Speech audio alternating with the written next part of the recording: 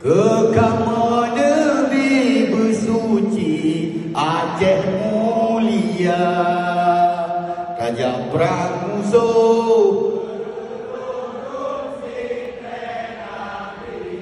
yang mengukir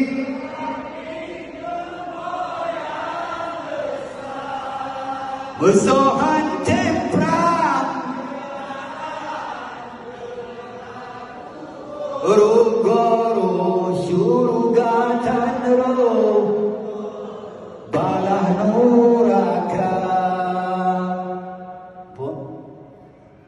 Semangat yang urung gagana semangat hajuk urung le